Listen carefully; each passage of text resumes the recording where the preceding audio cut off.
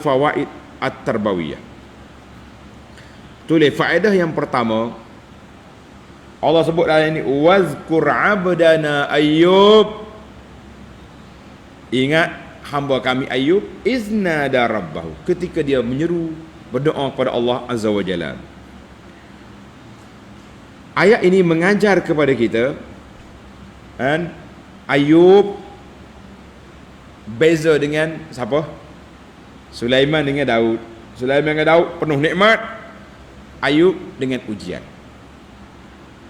Maka tujuan ayat ini, Allah nak minta supaya Nabi sabar menghadapi kebodohan geng-geng Abu Jahal dan segala Pak Abu yang menghina Nabi sallallahu alaihi wasallam. Hina Nabi. Ayyub sakit, dia sabar. Muhammad sallallahu alaihi wasallam sakit. Sakit ni bukan kena pukul ya sakit, kena kata ke orang sakit tak sakit? Sakit. Kata di alif penyair, kalmul lisan anka min kalmis sinan. Tusukan lidah lebih tajam daripada tusukan panah. Panah kena tangan luka, tapi lidah masuk dalam telinga sampai ke mana? Hati. Itu dia panggil. Jadi Nabi kita sabar, mu tengok apa yang berlaku pada Ayyub berbelah tahun, jadi sabarlah Nabi sallallahu alaihi wasallam. Poin yang kedua, masih lagi dalam faedah yang pertama. Asyakwa ilallah la yunafis sabar. Siapa dia mengadu kepada Allah, tidak menafikan sabar. Mana kalau sakit kita mengadu, ya Rabbi, ya Rabbi, minta doa, minta munajat, itu tidak hilang sabar. Tidak hilang sabar. Jadi kita, Nabi Ayyub kata, massaniyad-dur, ya Allah, aku ditimpa penyakit. Boleh sabar, boleh, tak ada masalah. Nabi Yaqub, dia mengadu pada siapa anak dia hilang? Innama ashku bathi wa huzni ila Allah. Aku mengadu sedihnya aku ni kepada siapa? Kepada Allah. Ngadu kepada Allah, tidak menafikan kesabaran. Baiklah. Di antara poin lagi yang kita kena belajar para pelajar sekalian, iaitulah Nabi walaupun tinggi darjat, tapi dia tak boleh memiliki, tak boleh memberi manfaat atau mudarat. Nah, ini yang pelik makhluk hari ni. Pakat duk jaja belaka, apa dia? Siapa dia susah, pergi kubur Tok Wali berdoa. Dia sudah mati. Nabi Ayyub alaihissalam, Allah Ta'ala suruh berdoa. Ini kita pergi cari hak mati dah buat apa? Ini pelik. Nak dengar cerita? Dengar. Alah. Seorang ulama, nama dia Umar ibn Sakan. Boleh, cerita dia mungkin tak aja dengar lagi.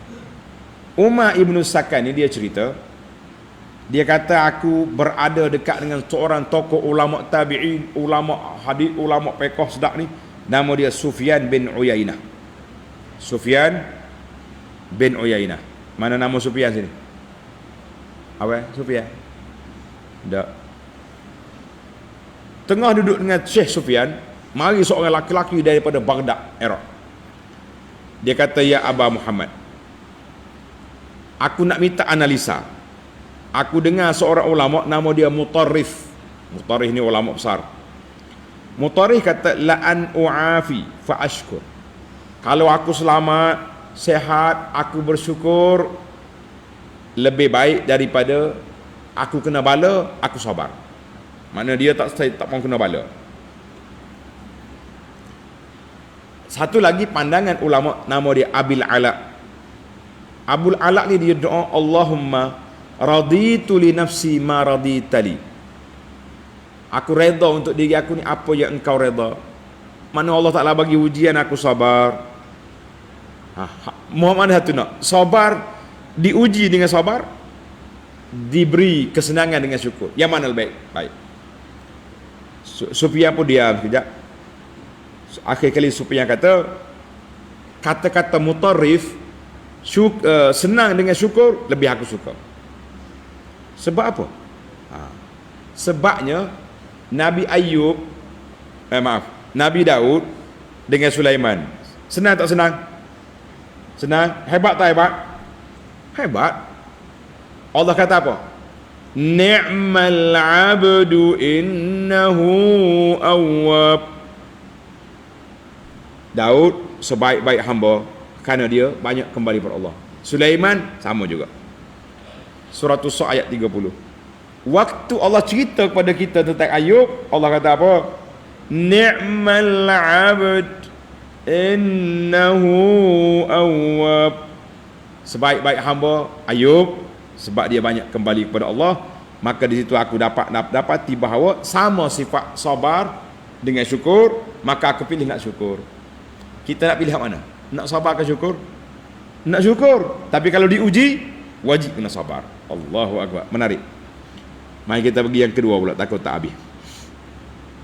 Nombor 2, tulis pelajar nombor 2. Wa wahabna lahu ahlahu wa mithlahum ma'ahum. Allah kata bila Ayub sihat balik, kami beri pada dia keluarga dia dan berganda lagi. Ayat ini mengajar kepada kita man sabara zafir. Siapa dia sabar, dia akan dapat kemenangan. Tapi syaratlah kita kena sabar. Nabi Ayub bila sabar, Allah kata wa mislahum ma'ahum. Aku double ganda lagi ramainya keluarga, banyaknya harta Nabi Ayub. Sebab apa? Sebab dia sabar. Jadi ayat ini kata ulama tadabbur, tazkir, memperingatkan kita setiap kali kita kena ujian, kita kena banyak sabar. Rahmat Allah Ta'ala tu sangat luas. Dan bagi orang yang mendapat ujian, dengar ni pelajar, bagi orang yang mendapat ujian, kalau dia berdoa ketika itu, ikhlaskan doa. Sebab apa kita kena ikhlaskan doa? Kenapa? Sebab doa orang yang hatinya betul-betul nak pada Allah Ta'ala ini, waktu itulah doa itu mustajab. Bila kita susah, kita doa sungguh-sungguh. Tapi kalau kita upah orang doa, dia ikhlas ke tak tahu. Saya upah ustaz dulu doa. Ustaz tolong doa. Kalau ustaz pun tengok juga siapa berapa. Tapi kalau kita sendiri, kita doa daripada mana? Daripada siapa? Daripada hati. Daripada hati. Jadi kita kena buat. Jadi kita kena doa dengan hati kita. Jangan doa dengan hanya kata-kata saja. Baiklah. Isu yang ketiga, tulis pelajar isu yang ketiga. Dalam ayat ini Allah kata apa? Wazkur abna Ayub iznada rabb anni massani syaitan binusbin wa azab.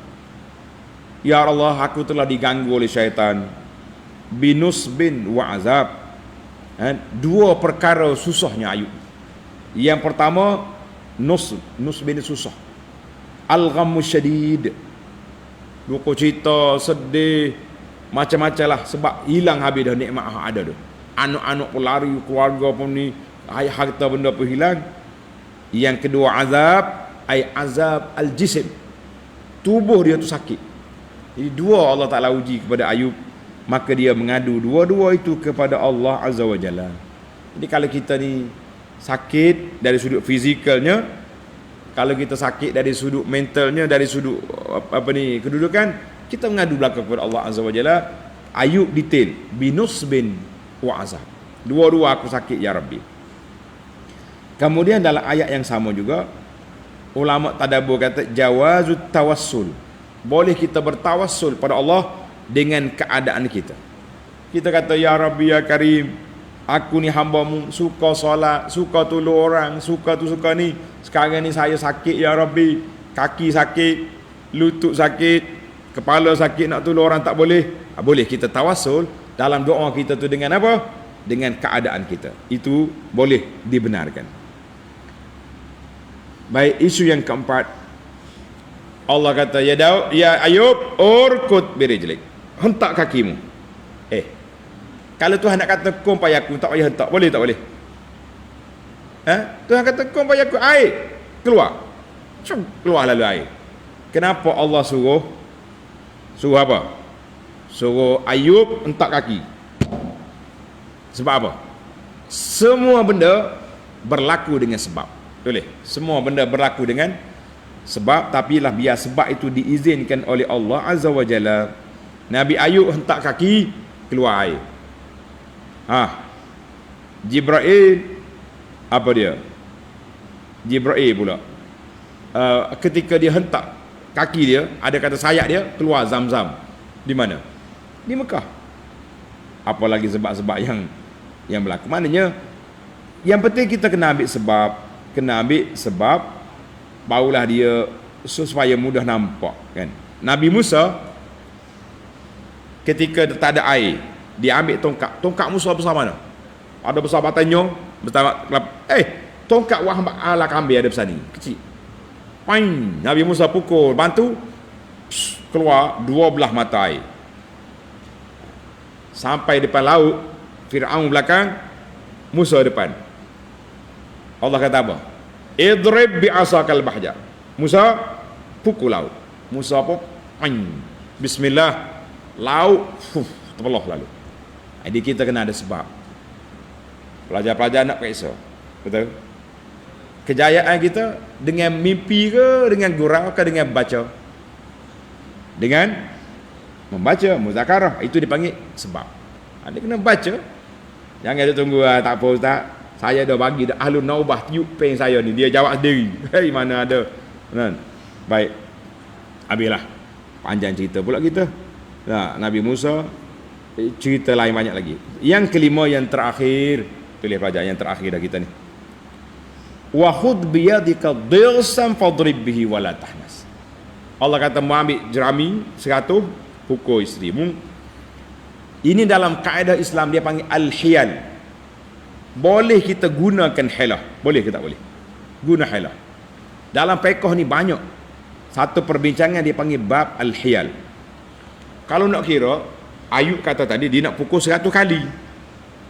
Allah ajar dia sebab bini dia baik, mau ambil 100 jerami pukul sekaligus. Pain.